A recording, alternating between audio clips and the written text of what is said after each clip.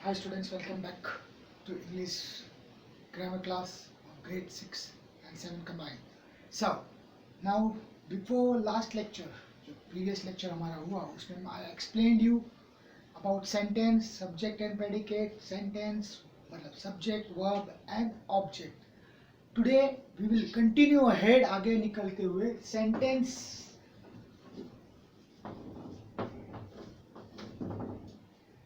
types of sentences. Different types of sentences, kinds of sentences बोल देते कुछ लोग. Assertive sentence, interrogative sentence, exclamatory sentence, imperative sentence, and the last is optative sentence. अब आपके level में आपको सिर्फ पहचानने को आना चाहिए कि ये सेंटेंस कौन सा है. अब इसको पहचानना कैसा, that depends on the hearing which you will listen to me. अगर आप सुनोगे तो आप पहचान लोगे ढंग से. सबसे पहले एसेटिव सेंटेंस जो होते हैं वो दो टाइप में डिवाइड होते हैं. पहली टाइप उसको एफर्मेटिव बोलते हैं and the next one is called as negative. Affirmative and negative. Affirmative and negative.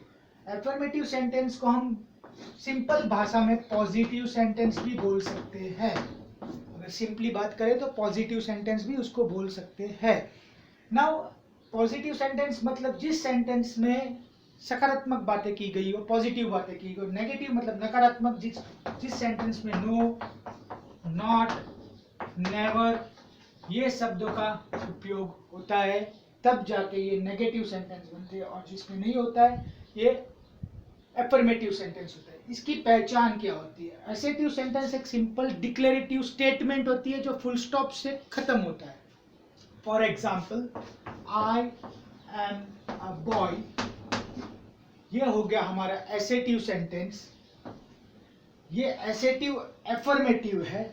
Okay, I am not a boy, ये भी फुल स्टॉप से एंड होता है, पर यहाँ नॉट आ गया तो एसेटिव नेगेटिव सेंटेंस है ये. ओके, मैं इंटरचेंज नहीं कर रहा हूँ, मैं सिर्फ आपको एग्जांपल दे रहा हूँ कि एफर्मेटिव में नॉट नहीं आता और नेगेटिव में नॉट आता है. अब ये सिंपल सेंटेंस है सब्जेक्ट, वर्ब, ऑब्जेक्ट, बस खत्म. सब्जेक्ट और प्रेडिकेट, आपकी भाषा में बात करूँ तो सब्जेक्ट एंड प्रेडिकेट, बस. तो ये हो गया अपना what you call as assertive sentence, जो एफर्मेटिव है विदाउट नॉट और नेगेटिव है with not. Pay attention very carefully. तो एसेटिव सेंटेंस की बात करें तो ये वो सेंटेंस होते हैं जो फुल स्टॉप से एंड होते हैं और सिंपल एक डिक्लेरेटिव सेंटेंस होता है, एक डिक्लेरेशन होता है, एक स्टेटमेंट होती है. अब आ जाते हैं हम इंटरोगेटिव सेंटेंसेस. इंटरोगेटिव का नाम सुनते ही आपके दिमाग में एक चीज आ जानी चाहिए कि जो वाक्य प्रश्नार्थक चिन्ह, व्हाटएवर, क्वेश्चन मार्क से एंड होता हो, क्वेश्चन मार्क से जो एंड होता हो वो वाक्य इंटरोगेटिव सेंटेंस कहा जाता है. कोई भी सेंटेंस हो, चाहे वो ई से स्टार्ट होता हो, आर से स्टार्ट होता हो, डू से, मस्ट, गो से, किसी से भी स्टार्ट हो, अपने को बस इतना देखना है कि इस वाक्य के अंदर what you call as question mark है या नहीं. अगर क्वेश्चन मार्क किसी भी वाक्य के अंदर है, किसी भी सेंटेंस के अंदर है, वो इंटरोगेटिव सेंटेंस हो जाता है. सिंपल. एक्सक्लेमेटरी सेंटेंस,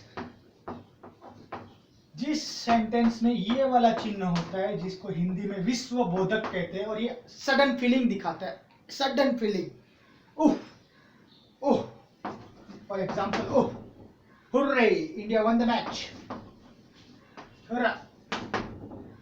तो दिस, ये जिसके अंदर ये चिन्ह होता है ये वाक्य कहा जाता है एक्सक्लेमेटरी सेंटेंस. तो assertive statement, interrogative, interrogative mark, exclamatory, exclamatory mark, ये तीन की पहचान बहुत सिंपल हो गई. अब आ गया इंपेरेटिव सेंटेंस.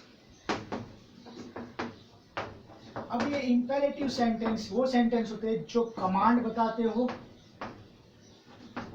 या order, command, order one and the same, suggestion या रिक्वेस्ट.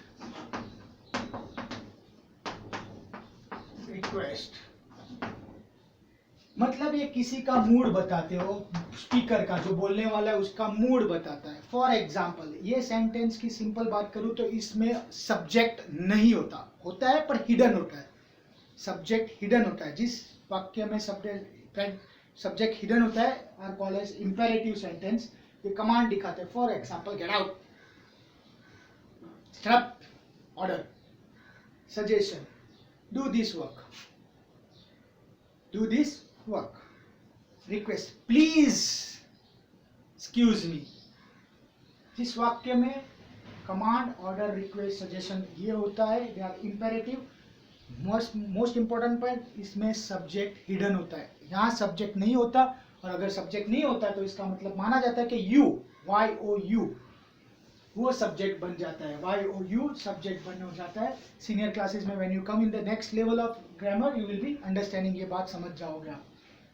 नेक्स्ट, ऑप्टेटिव सेंटेंस वो सेंटेंस होते हैं जिस सेंटेंस में विशेष और ब्लेसिंग्स दी गई होती है। For example, may God bless you, all the best for your exam. ये जब बातें करते हैं वो ऑप्टेटिव सेंटेंस कहा जाता है। तो गाइस, ये एकदम क्लियर हो गया आपको कि सेंटेंसेस के 5 टाइप्स होते हैं, assertive, interrogative, exclamatory, imperative, optative. इसकी पहचान फुल स्टॉप से ही खत्म होता है। एक स्टेटमेंट होता है, इसके 2 टाइप होता है, नेगेटिव स्टेटमेंट भी हो सकता है, पॉजिटिव भी हो सकता है। इंटरोगेटिव क्वेश्चन मार्क होता है, एक्सक्लेमेटरी मार्क होता है जिसमें सब्जेक्ट नहीं होता या कोई ऑर्डर रिक्वेस्ट किया जाता है, वर्ब के साथ ही स्टार्ट होते हैं। नॉर्मली ये वर्ब से, क्रिया से ही स्टार्ट होते हैं। और ऑप्टेटिव जो ब्लेसिंग्स एंड विशेष बताते हो वो sentences. In short, these are the different kinds of sentences which you have to know. पहचानना जरूरी होता है, क्योंकि सेंटेंस जब हम पहचानना है कि ये सेंटेंस ये है, then we can easily change the sentence in respective other part. अब आ गई हमारी बात, ये तो हो गया वर्ड के बाद सेंटेंस के बाद अब आ जाते हैं हम पार्ट्स ऑफ स्पीच के। बेटा students, I am just moving up with your revision. हो चुका है, मुझे पता है आपके मई तक के जो भी लेक्चर्स हुए हैं उसके अंदर ये हो चुका है, but to be true let us go in a recap manner, rewind करके। हो सकता है कि शायद कोई पार्ट बढ़िया तरीके से हुआ, उसको और बढ़िया तरीके से करें। Got my point? तो that way let us have a revision. Next हमारे पास पार्ट्स ऑफ स्पीच आ जाती है, नाउन, प्रोनाउन, एडजेक्टिव, एडवर्ब, ये सब। अब मैं सबसे पहले नाउन ले रहा हूँ। Why I am taking noun? क्योंकि नाउन के अंदर भी बहुत एक लंबा चौड़ा कहानी है, तो वो पहले खत्म करते। नाउन डेफिनेशन आपको शायद पता होगा, name of a person, place, animal और थिंग। किसी व्यक्ति, वस्तु या जानवर का नाम को नाउन बोलते हैं। सही बात है। संज्ञा, ये ठीक है, हिंदी में संज्ञा जिसको बोलते हैं। अब नाउन में हमें पढ़ना क्या क्या है? एक तो काइंड्स ऑफ नाउन्स कौन से हैं। नेक्स्ट हमें पढ़ना है नंबर नाउन। नेक्स्ट हमें पढ़ना है जेंडर नाउन एंड सिनोनियम्स, एंटोनियम्स। ये मोस्ट ऑफ नाउन्स में ही होते हैं, सिनोनियम, एंटोनियम्स। नो डाउट सब में ही होते हैं, सब पार्ट्स ऑफ स्पीच में होते हैं, बट हम लोग मोस्टली नाउन्स को पकड़ के चलते हैं। तो चलो, नंबर नाउन, जेंडर नाउन। अब ये 3 थिंग्स हमें पढ़नी है जो बेसिक है, आती भी होगी। अगर इसकी नंबर नाउन बोलूं तो ऐसा समझ में नहीं आएगा आपको नंबर नाउन। तो मैं सिंपल सी भाषा में बात करूं, जो डे टू डे लैंग्वेज में सिंगुलर प्लूरल को नंबर नाउन बोलते हैं, और मैस्कुलाइन, फेमिनाइन, मेल फीमेल को हम जेंडर नाउन बोलते हैं। तो फर्स्ट ऑफ ऑल हम नाउन्स की तरफ जाते हैं। Noun, kinds of noun. Guys students, हो सकता है ये लेक्चर्स आपको आते हो, but may be if you know and if you know better that will be good. अगर हम बेटर देन द बेस्ट बने तो ज्यादा बढ़िया होता है। तो in that sense kinds of noun में सबसे पहले मैं निकल जाता हूँ, एंड काइंड्स ऑफ नाउन को मैं सिंपल सा एक डेफिनेशन देता हूँ मेरी भाषा में। इसको हम याद करने का तरीका PCCMA, ये है शॉर्ट फॉर्म PCCMA। इसका फुल फॉर्म हो जाता है proper noun, common noun, collective noun, material noun and abstract noun. बस PCCMA। अगर एक सेंटेंस में आपको वाक्य दिया, आपको पता चलना चाहिए कि कौन सा कॉमन नाउन है, कौन सा प्रॉपर नाउन है, कौन सा कलेक्टिव है, कौन सा मटीरियल है, कौन सा एब्स्ट्रैक्ट है। Now in this sense, proper noun and common noun को दोनों को पैरेलल लेते हैं, side by side. Proper noun particularly किसी व्यक्ति वस्तु का नाम, पर्टिकुलरली ये वर्ड यूज रखना है, पर्टिकुलरली। और एक पॉइंट याद रखना है कि प्रॉपर नाउन का पहला अक्षर, पहला letter is always written in capital, first letter, only first letter की बात कर रहा हूं, first letter is always written, first letter. पर हमारी आदत होती है फर्स्ट लेटर नहीं, बीच में भी कभी कभी हम कैपिटल डाल देते हैं, नहीं, ओनली फर्स्ट लेटर कैपिटल से लिखा जाता है प्रॉपर नाउन में। और कॉमन नाउन जनरल नाउन है। अब इसको एग्जांपल को इन पॉइंट ऑफ व्यू के हिसाब से मैं बोलूं, अगर मैं क्लास में खड़ा हूं और मैं क्लास में बोलूं boys stand up, naturally all the boys will stand up, but in between मैं बोलता हूं कि ओके आनंद स्टैंड अप, ओके, तो नेचुरली जिसका नाम आनंद होगा वही स्टैंड अप होगा, सारे नहीं हो गए। तो नेचुरली जब मैंने बॉयज बोला वो कॉमन था, सबके लिए था, और जब मैंने आनंद बोला वो पर्टिकुलर एक के लिए था। That means Anand is a proper noun and boys is a common noun. Similarly girls की बात करें तो गर्ल्स बोलूंगा तो सारे खड़े हो जाएंगे, और किसी पर्टिकुलर गर्ल का नाम लूंगा तो नेचुरली वो लड़की खड़ी होगी। उसी तरह से सिटीज बोलूं तो बहुत सारी सिटीज इंडिया में है, सारी सिटीज बोल दूं, पर अगर मैं बोलूं कैथल तो naturally Kaithal is one of the city in India. Similarly अगर मैं बात करता हूं कंट्रीज की बोलूं तो दुनिया भर की कंट्रीज है वर्ल्ड में, इंडिया बोलूं तो एक पर्टिकुलर कंट्री पे आके हम अटक गए। तो name of a particular dog, मैं बोलूं dogs are roaming on the street, रास्ते पे कुत्ते घूम रहे, ओके फाइन। अब रास्ते पे तो बहुत सारे कुत्ते घूम रहे, अगर मैंने सबको बोला डॉग कम हियर तो कोई डॉग आएगा नहीं। अगर किसी डॉग का नाम टाइगर, लायन जो भी होगा, okay tiger come here, then naturally tiger एक आएगा। तो this are the name, particularly name किसी वस्तु को दिया जाता है या जानवर को या प्लेस को, that is called as proper noun. और जनरली होता है तो कॉमन नाउन। कलेक्टिव ग्रुप के लिए हो सकता है समूहवाचक group, for example army, simple general example दे रहा हूँ, डे टू डे एग्जाम्पल है आर्मी। अब मैं आर्मी की बात करूं मतलब ग्रुप ऑफ सोल्जर्स, इसका मतलब ये थोड़ी है कि मेजर साहब अकेले बंदूक लेके निकल पड़े, गॉट इट। तो नेचुरली ये आर्मी का मतलब ग्रुप ऑफ सोल्जर्स। टीम, अब टीम का बात करूं मतलब ग्रुप ऑफ प्लेयर्स, इसका मतलब ये थोड़ी है कि महेंद्र सिंह धोनी या विराट कोहली अकेला ही निकल पड़ा मैदान में, no, it's a group of players. Similarly bunch, group of flowers, ऐसे नाम दिए गए हमने बहुत सारे नाम से। बंच कीज, बुके भी बोलते हैं, बंच भी बोल सकते हैं, बंच ऑफ कीज भी बोलते हैं, फ्लीट ऑफ शिप भी बोलते हैं, बहुत सारे नाम गए दैट आर कलेक्टिव। एक समूह को एक नाम दिया जाता है, that is called as collective noun. Material, कौन सी मटेरियल से बना हुआ है, naturally this mobile is made of plastic, एक एग्जांपल दे रहा हूँ, mobile is made of plastic, कौन सा मटेरियल यूज हुआ है, प्लास्टिक, राइट, 100% प्लास्टिक यूज हुआ है, then plastic is called as material noun.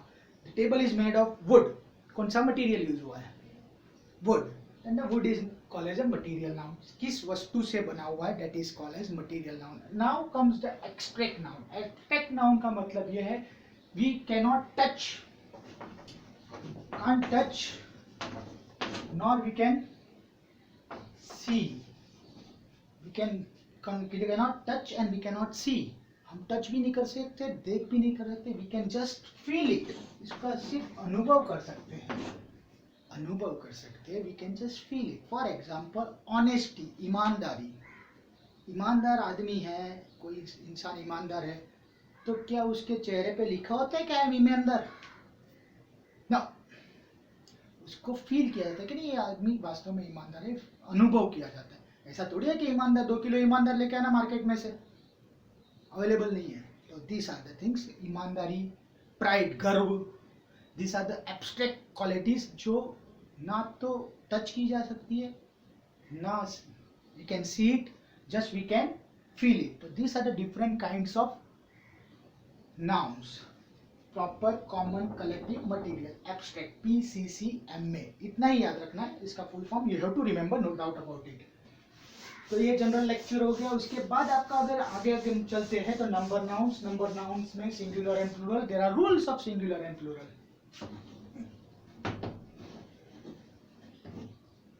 ये शायद छोटी क्लासेस में हमने ये रूल्स पढ़े होंगे या नहीं पढ़े होंगे, अभी भी हमें आते हैं या नहीं आते, जो भी अगर आते हैं तो वेरी गुड है, इट विल बी रिवीजन, अगर नहीं आते हैं तो हम सीख लेंगे, दैट इज द कॉन्सेप्ट। अब हम बात है कि सिंगुलर एंड प्लूरल की बात करना है। सिंगुलर एंड प्लूरल, सिंगुलर की बात करूं तो हमारे पास रूल नंबर 1, अगर सिंगुलर नाउन एंड्स विथ, अगर singular word ends with S, S H, C H, X, O, इस शब्दों से एस एच, इन लेटर से अगर एंड होता हो तो बहुवचन बनाते वक्त to make plural we add ES, इसको ईएस ऐड करना होता है। To make plural we add ES, simple logical बात है। Bus, class, church, box, hero, brush. अब देख लो, S, double S, C H, X, O, S H, अगर इन सब का बहुवचन बनाना है, यानी कोई भी वर्ड जो इनसे एंड होता हो और उनका बहुवचन बनाए, तो इनको ईएस ज्वाइन कर लो। बाकी you can easily make class का classes and so on, right. ये है rule number 1। Now rule number 2, rule number 2, let me complete this part. Rule number 2, अगर y से एंड होता हो, अगर y से एंड होता हो और y से पहले, बिफोर y वॉवल है,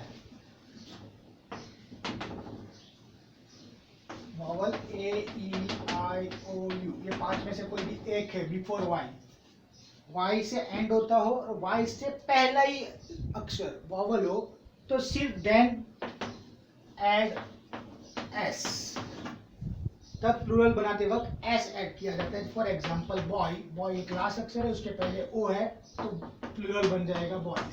सिमिलरली की, की पीछे वॉवल है तो बन गया कीज। अंडरस्टूड है? गेट। बट ये वाई का सब पार्ट भी है, वाई का दूसरा रूल भी है। वर्ड वाई से ही एंड होता हो, वर्ड वाई से ही एंड होता हो, but before Y vowel is not there,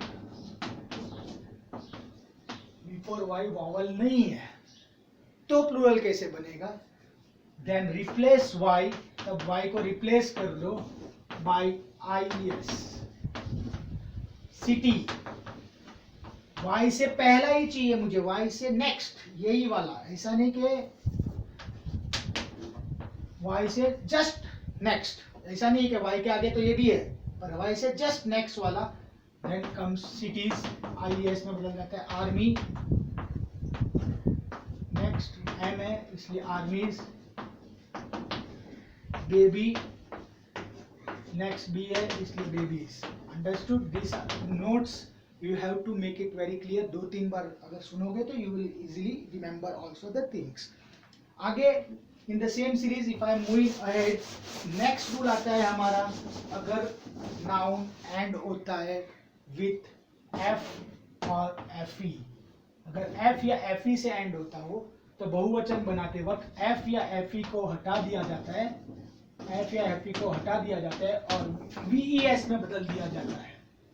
F या एफ ई को हटा के वीईएस में बदल दिया जाता है। For example wife, F E है, बहुवचन बन गया वाइफ्स, वीईएस में ये हट गया और इसके जगह पे वीईएस आ गया।